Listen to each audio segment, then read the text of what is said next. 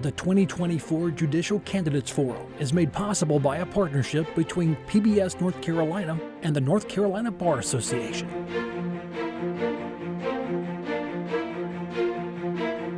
Hello again. Thank you for joining us, because joining me here on the set, the nominees for North Carolina's Court of Appeals, seat number 15, Democratic candidate Martin Moore and Republican candidate Chris Freeman are here. Gentlemen, thank you so much for your time and sharing your insights with not only me, but with our viewers out there across North Carolina. You're welcome. Thank you for having us. Oh, we flipped a coin backstage to see who would start with an opening statement. This is not a debate, but it will have an opening and closing remarks.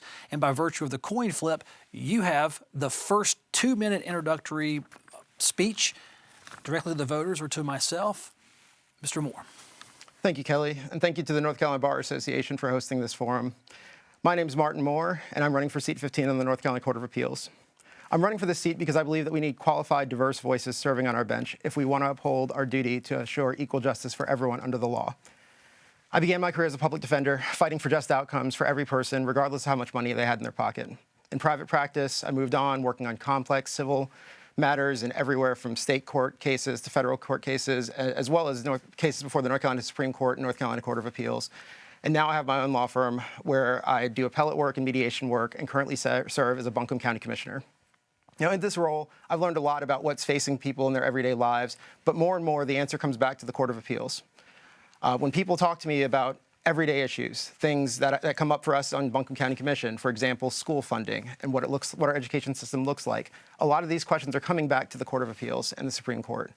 When we're talking about gerrymandering, and when we're talking about reproductive rights and health care, all of these come back to the Court of Appeals. And I think that we need qualified voices who are willing to stand up to extremism, apply the Constitution, and protect equal rights for every person in the state of North Carolina. So I'm excited to be here with you all today and share with you a little bit about my vision of what it means to uphold the law, fight for equal justice for everyone, and make sure that we have a court that is committed to upholding the Constitution. Chris Freeman, your 2 minutes. All right, good afternoon, Kelly. It's absolutely wonderful to be here. I appreciate you, the North Carolina Bar Association, and PBS for doing this. And you and these voters out here in North Carolina are probably looking at me like, we recognize this guy. There's a reason for that, sir. I was in the movie Talladega Nights as an extra. So lots of people across the state know who that is. But more importantly, I was born here in North Carolina, raised here in North Carolina, grew up in a small town called Denton, North Carolina. Went to Asheville High School, home of the Blue Comets. From there to High Point University. Once I graduated, it was not quite the resort it is today. From there to Regent University, where the motto is Christian leadership to change the world. Now, I was blessed to be in private practice for just a short amount of time, then went to work as an assistant DA in Rockingham County. And I spent 8 years there trying cases before juries, before judges. I worked with victims, I worked with law enforcement, and I worked with everyone in the court system. I saw how the court worked. Now, in 2014, I decided to run for judge against an incumbent, and I was successful in that run for judge. And when I was sworn in 2015, I've been a district court judge ever since. I've not been opposed. I'm in my 3rd term, 9th year. And in that court, in that capacity, I've had the honor of serving in all the courts inside the court system, whether it's criminal or civil. In 2013, at the age of 35, I joined the U.S. Air Force and went in as a JAG Reserve officer. I make rank to Major next month. In that capacity, I've served the citizens of the entire United States in a legal capacity. When I go to base, I'm in a legal office. I do civil stuff. I write legal reviews. I do wills, part of court-martial cases, and just a diverse experience that I've had the opportunity to do. And I'm thankful for God for blessing my life and giving me the opportunity. I've had much prayer for me. And it's an honor to be running for North Carolina Court of Appeals. I feel like I have the experience needed. And I am a judge, if you look back at my track record, who will stay in my lane. I will not legislate from the bench. I follow the law as it is, and I uphold and defend the Constitution. And I've taken that oath no less than 6 times as an assistant DA, a judge, and an officer in the military. All right. Mr. Moore, if you had to name the most important qualification of any judge, set aside their political party, those qualifications that make a great Court of Appeals judge, what are they in your estimation? If I had to start, I'd say experience doing the work. A big part of what's interesting about the Court of Appeals is that it's a very unique skill set. You're not appearing in the trial level, have plenty of trial experience, but it's an error-correcting court. But that requires experience, not just appearing in the courtrooms or hearing the trial court matters, but making sound, cogent arguments at the appellate level, understanding what's going to move those three-judge panels when they're making their decisions about what the Constitution looks like, and having a broad overview of what it means to practice in any setting. You're not just looking at criminal cases. You're not just looking at civil cases. It can be anything under the sun when you're on the Court of Appeals. So having that experience serving as an appellate attorney before the North Carolina Court of Appeals and North Carolina Supreme Court is an extremely beneficial asset that I hope to bring to the bench, and knowing not just what it means to serve on that bench, but looking at it from the perspective of an appellate advocate and someone who has appeared in those courtrooms in that capacity before. Mr. Freeman, I'll ask you the same question because there might be subtle differences. We are in a partisan race, after all, in this day and age. Important qualifications as you look at that Court of Appeals. What skills need to be there? What sentiments? Yes, sir. I agree with Mr. Moore here that as a sitting judge, the experience is what matters when you're going to the appellate level. I've been a judge for almost 10 years. At the end of this year, it will be 10 years. I've made important, hard decisions from a judge's perspective for 3 terms. And as a prosecutor, I made the same kind of decisions for 8 years. So that's almost 18 years.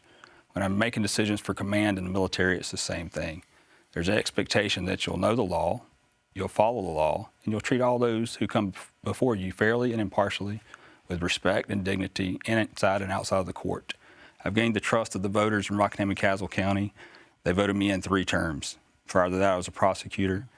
And I feel like that's because they know that they got somebody that knows the law that will go there and make these difficult decisions while basing it on the law and the Constitution, giving people confidence in the court system that it's all based on the law, upholding the law, and following the Constitution, not legislating from the bench. Of all that experience you've got, what particular skills have you learned over the years, and whether it's in the military or in civilian court, I guess is what you would call it? What would you pull out of that to go, that's what I learned when I was considering running for Court of Appeals. That's what I'll bring? Yes, sir.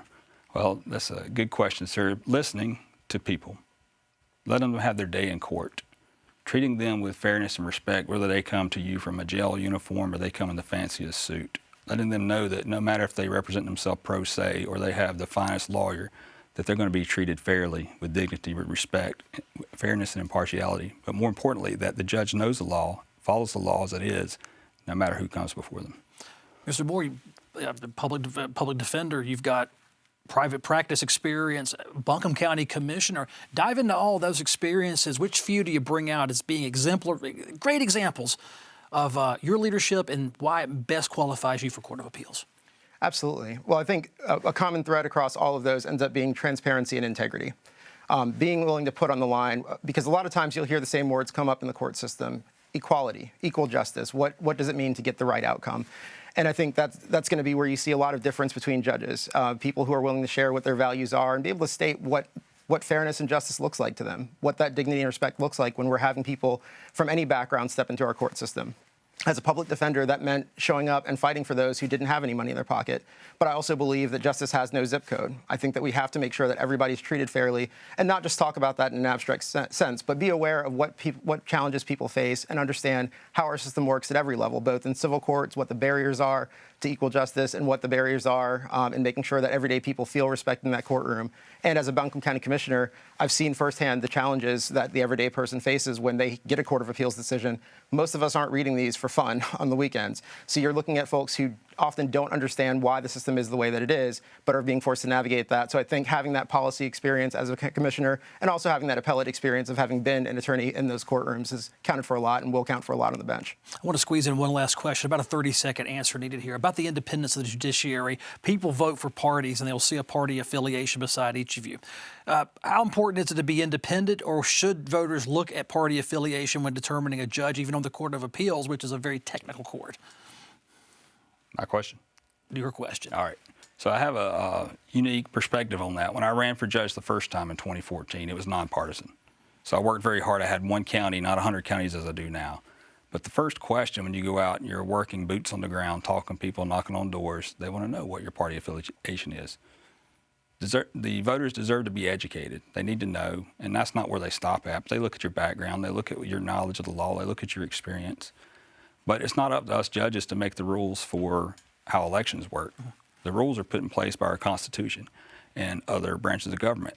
But we as judges follow the law as it is, and now the way it is partisan. But we're supposed to be fair, and I tell you, it never comes in the courtroom. I don't know what party somebody is when they're before me. I never ask, don't want to know. They're all treated the same based on the law and the evidence. What should voters expect of you, Mr. Moore, running under a party affiliation, but yet judges are deemed independent in so many ways, if not all ways?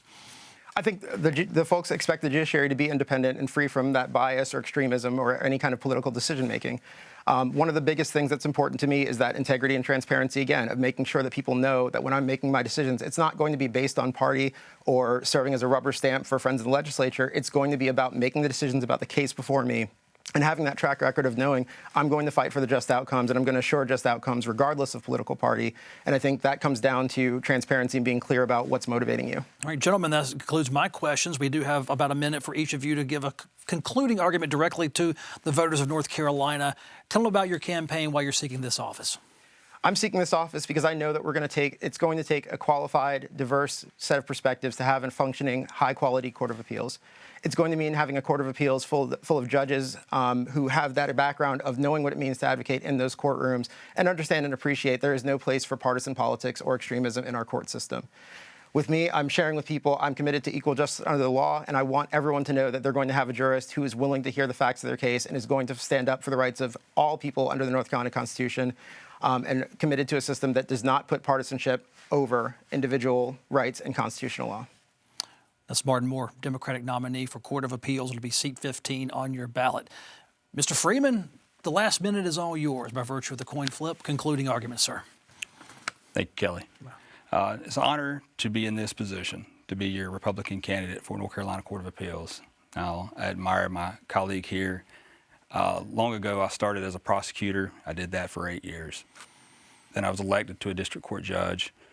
I've almost done that for almost 10 years.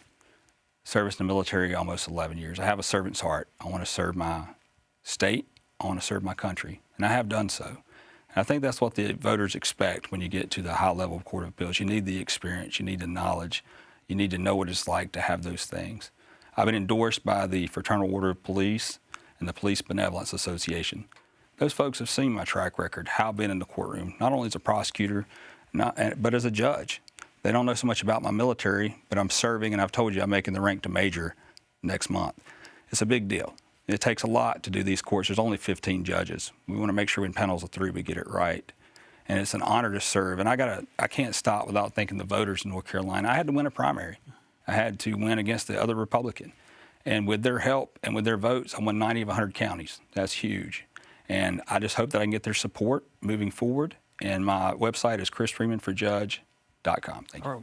Thank you, gentlemen, and thank you for watching. The 2024 Judicial Candidates Forum is made possible by a partnership between PBS North Carolina and the North Carolina Bar Association.